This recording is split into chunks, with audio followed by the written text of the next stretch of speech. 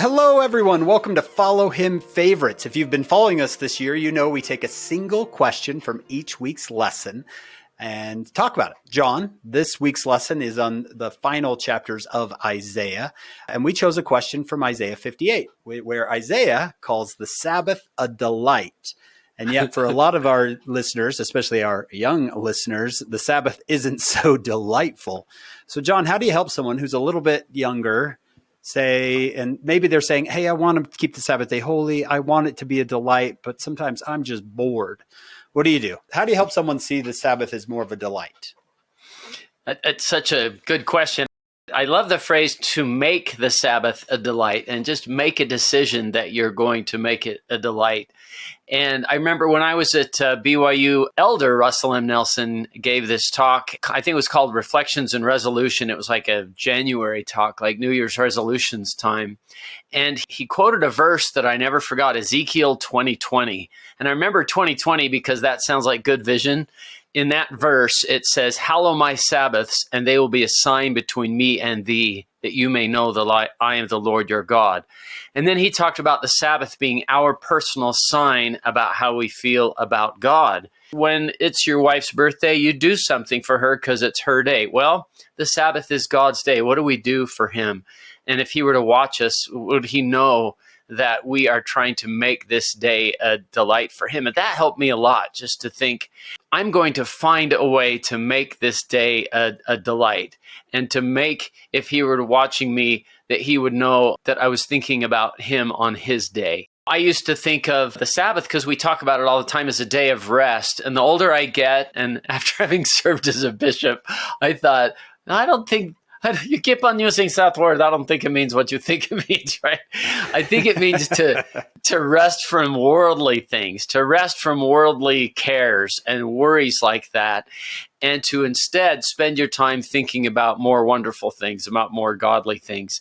And I think if we really tried to think about who we could serve, who we could love, who we could make have a happier time because we were in touch with them, or we went and ministered to them in some way, that would be another way we could make it a day of resting from the world and a day of spending time on more wonderful and beautiful things.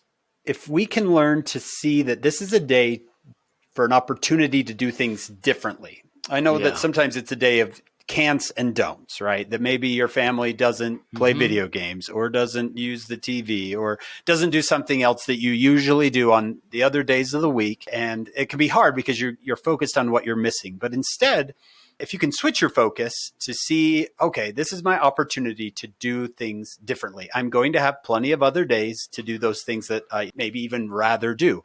For example, I love to write to missionaries on the Sabbath, and it's something that I normally don't have time to do. And if it weren't for the Sabbath, I probably wouldn't take the time to write to those missionaries and read their letters, or go visit people in my ward. I normally just, during the other 6 days of the week, I'm running around. We've got all sorts of things we're doing. And so taking that day and saying, okay, this is an opportunity for me to do things differently.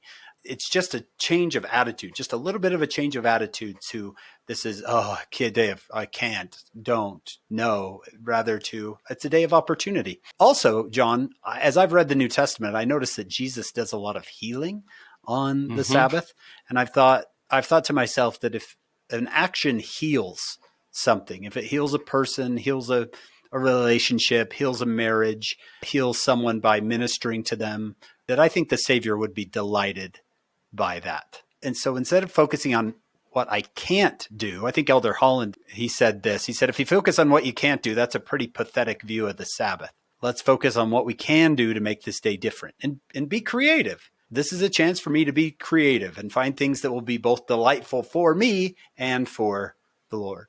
I love the idea that in the church, when we have a calling or something, we get set apart. And the Sabbath is a day that's kind of set apart, that's supposed to be different. I mean, imagine that the difference you could make, the young people that are listening, if you wrote a thank you note, even if it was brief, to your primary teacher or to your Sunday school teacher, and the healing that you could accomplish there by saying, or somebody gave a talk, hey, Brother Johnson, that was a great talk you gave. I love that thing you said about this. And Imagine how healing that could be. Thank you notes like that get saved in people's scrapbooks forever, and that could be a healing, serving way. And one of the things I've discovered about a thank you note is you feel better after you have written it, not just healing somebody or making them feel better who gets to read it, but you'll feel better too. So I like the way you put that. If Jesus healed on the Sabbath, maybe we can too.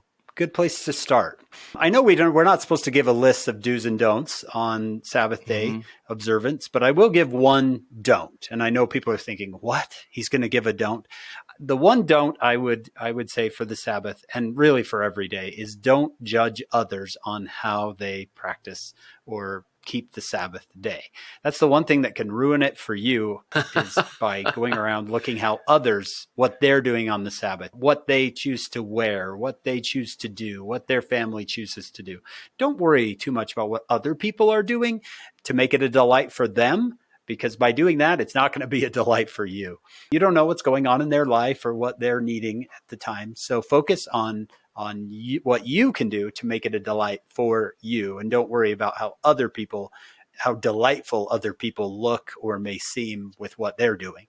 So I think in essence, John and I are hoping that you're going to feel more motivated to think, I want to keep this commandment. Because sometimes we feel like we're sacrificing so much to keep the Sabbath day holy. But remember, sacrifices turn into investments. I remember President Hinckley saying that, John. He said, what seems to be a sacrifice will turn out to be an investment which will pay you dividends for a long time in the future, for the rest of your life. I really think Sabbath day observance is an investment, not necessarily a sacrifice. Maybe it seems like a sacrifice, but you're going to find out it blesses you far more than you thought it would. Thank you. That's a beautiful advice. And I feel like the first time I ever went to the Holy Land, I had just a life-changing experience watching so many of the Jews come down to the Western Wall to usher in the Sabbath. And the way that they dressed, I don't think anyone was complaining, do I have to put this on?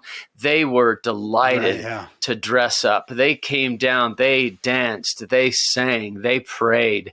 And I'm watching it going, wow, I can do a better job of making the Sabbath a delight. Just watching that was life-changing for me.